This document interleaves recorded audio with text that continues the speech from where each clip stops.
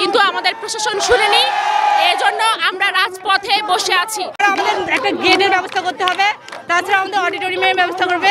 এ ধরনের বিভিন্ন কারণে আমরা রাস্তায় নেমেছি।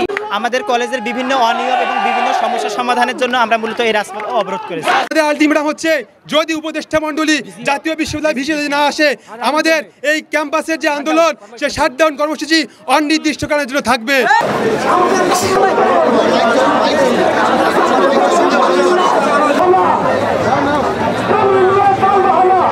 আমি এখানে তোমাদের সাথে সংগ্রাম করতে আসি না কিংবা করতে আসি না, সমাধানের জন্য আমি আন্তরিকভাবে চেষ্টা করব, উনিও চেষ্টা করবে, আমাদের চেষ্টা করবে।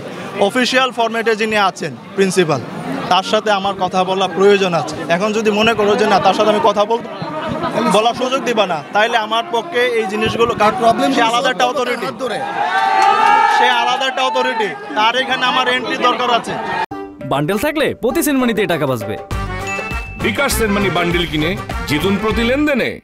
শুরু হয়েছে Standard Chartered Channel i Agro অ্যাওয়ার্ডের 10ম আয়োজনের মনোনয়ন গ্রহণ। এবার নতুন ক্যাটাগরি বছরের সেরা ছাদ কৃষক সহ মোট 13টি ক্যাটাগরিতে পুরস্কার প্রদান করা হবে। মনোনয়ন গ্রহণ চলবে আগামী 15 জুলাই 2025 তারিখ পর্যন্ত। বিস্তারিত জানতে ভিজিট করুন www.agroaward.com এবং ফোন করুন 018737000556 এই নম্বরে।